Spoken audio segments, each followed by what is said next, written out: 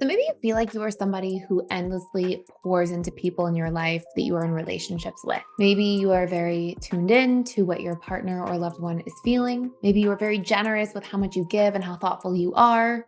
And of course, you would just think that as a byproduct of that, that must make you an emotionally available person. But what if being anxiously attached and even fearful avoidant attachment style makes you unavailable in ways that you've never realized?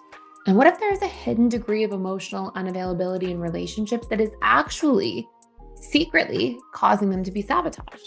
And what does this have to do with the anxious attachment style? Well, without clarity and understanding of exactly what we're going to go through in this video here today, you may have these hidden ingredients of emotional unavailability that can be completely sabotaging your love life and even your friendships and certain family relationships. So today we're going to unpack 3 major things that you need to know about what makes anxious leading attachment styles actually secretly emotionally unavailable and what you can do to change this today. So if you're new to this channel, my name is Thais. I'm so glad that you're here. I make daily content on here all about the subconscious mind, healing, and especially dating and attachment styles after spending more than 10 years in this field specifically.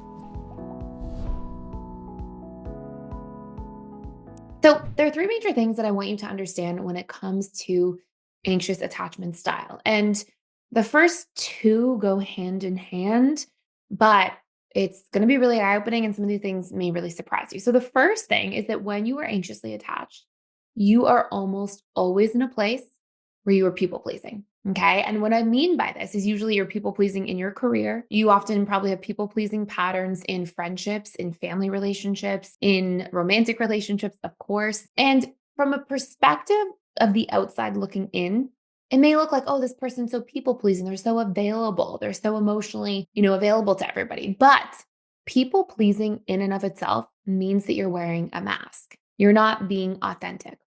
And the moment that you are wearing a mask in all of your relationships and not able to be authentic, what does this mean?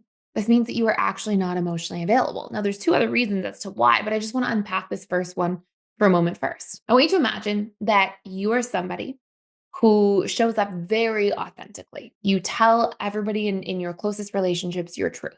If they hurt you, you let them know. If they violate a boundary, you tell them. If you are in a position where somebody makes you feel uncomfortable, you let them know immediately. You're really open and you're transparent. You're going to tell people how you need to be loved and what that looks like. And so, of course, you're able to receive it. And let's say you're dating somebody for 10 years. And for 10 years, you're in a relationship with this person. And one day they wake up and they say to you, you know what? I haven't been telling you, but for the last 10 years, all of these things that you've been doing have actually really been hurting my feelings. You do these 3 or 4 things. It really hurts me all the time. I never speak about it. I'm never really sharing what I actually need in a relationship with you. I've kind of been hiding that. And so I'm just telling you, needs that I think you'll like or get along with. And in fact, you actually violate my boundaries all the time. And I haven't been sharing that either. What are you going to feel on the receiving end of that? Probably some degree of like, you've been dishonest, you've been lying, you haven't been honest with me for 10 years.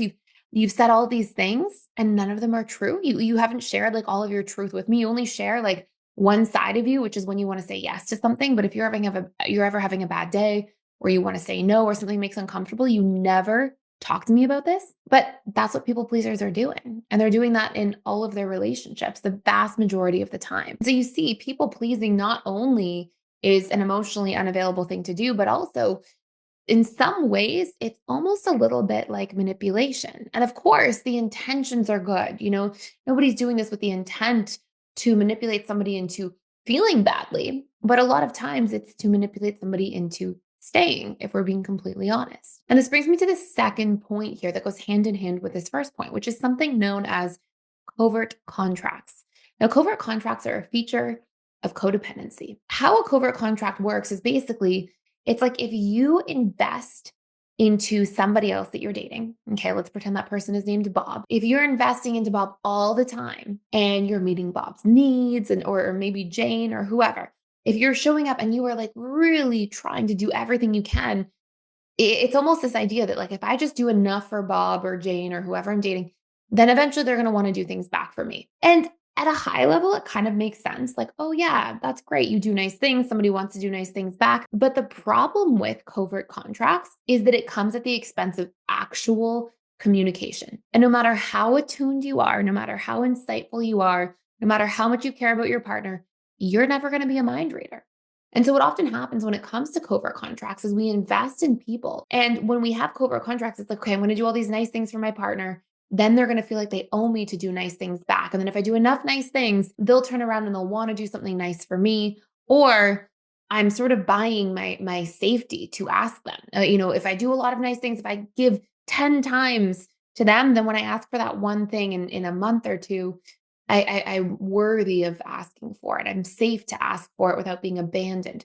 And as soon as we do this, we're again connecting inauthentically and we're connecting with all of these conditions attached. And most importantly, we're not fostering healthy, open communication, which is a feature of secure relationships, is the ability to express our needs to each other and make that normal. It should be normal to say, hey, I'm feeling a little confused about where we stand. I need some certainty. Can we talk it out? Or, hey, I'm having a bad day today. I could use a little validation or encouragement. Or, hey, I am feeling like I just need a little more freedom and I'm going to do my own thing all day Sunday for a little bit. We should be able to have these conversations with each other because that's what securely attached people do. And they do it naturally and they do it normally. But if we think that there have to be all these stipulations where I have to do all these things first so that I can then express my need to you later, do you know what happens? When then somebody doesn't meet your need after you've been investing through covert contracts, when you've been doing, giving, so that you can then get something back later from somebody, the moment they're not available to meet your need, or the moment they're like, oh no, I can't actually do that, what happens? We get so frustrated and so upset. Like if you've ever lived, and I'm somebody who absolutely had a lot of work to do on this at points in my life. And I can remember looking back on things like this and doing things for people thinking I'm just going to do all these nice things so that eventually this person's going to want to give back to me. And then I would either expect them to read my mind or the moment I did ask for something, if they didn't do it, I would feel so deeply betrayed or hurt or resentful towards that person, not realizing until much later on that, oh, I just wasn't communicating my needs this whole time. And so this person was often just acting in a relationship as if, they were doing a great job. They thought they were doing great because I was never communicating otherwise. And this brings me to the third point here in just a moment, and then we'll talk about what you can do. But I just want to say, if this is something you struggle with, codependency, enmeshment, poor boundaries, and you see that this is actually kind of sabotaging your relationships by creating resentment or by not having healthy boundaries and standards that you are communicating about so that you can be loved in the way that you need, there's a course you can check out fully for free that will help you learn to do this and so much more. And do it in a way that it's not going to push anybody away. It's only going to make people feel closer to you and more connected to you. And it's the Overcoming Codependency and Enmeshment course, fully for free for a limited time. I will put the link down below, but it will really help you not just work through these fears and patterns, but it will bring to the realization that, oh, I can actually communicate in a way that will bring people closer, not push people away from me, which I know is one of the biggest fears about all this to begin with. So the third part of how anxious attachment styles are really emotionally unavailable, besides our covert contracts and our people pleasing, is the fact that when we don't communicate, we are not giving somebody the information that they need in order to love us. Now, a lot of anxious attachment styles in particular get scared. If I communicate, I'm going to be a burden. If I communicate, what if I'm asking for too much and it drives people further away from me? Well, I can tell you, and I want to actually ask you before I share this with you.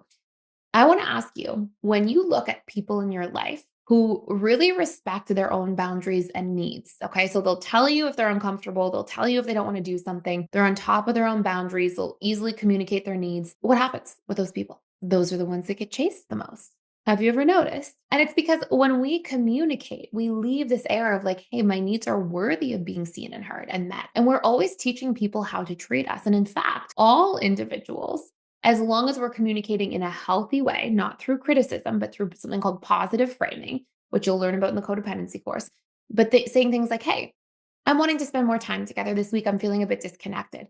Instead of saying things like, oh, I'm not going to do anything. I'm going to self-silence. I'm going to hold that need in. And then after I feel like I'm not spending enough time with somebody for 2 months, I'm then going to say, you haven't spent any time with me for 2 months. I'm so sick and tired of this. That's not going to get you heard. That's you negative framing. It's you communicating after you're already upset about something instead of the moment in real time that you're starting to feel disconnected. It makes your communication less skilled. less likely to be heard. But if instead you communicate from a place of assertiveness, from confidence, from a place of actually knowing what your needs are and communicating through positive framing, these things are what allow people to actually like see and hear and respect you and show up for those things. And those are the things that are most likely to attract other secure people in relationships because secure people have this normalization of communication of needs. It's abnormal for a secure person not to be communicating needs with their partners or loved ones. So, what this does is by making sure that you're able to communicate openly, work through your fears of doing so, and remove these hidden parts of emotional unavailability. Those hidden parts of emotional unavailability, like the people pleasing and the covert contracts, are the reasons that there's resentment and fighting and arguing in a relationship. Of course, there can be reasons from the other person's end in a way that maybe somebody you're dating isn't showing up or they're not communicating well either. But by communicating, you create way more possibilities and way greater of a likelihood that you will invest in and be invested in by secure people and that you'll have healthy standards and boundaries so people will want to invest in you and they'll think that that's confident and attractive because it is.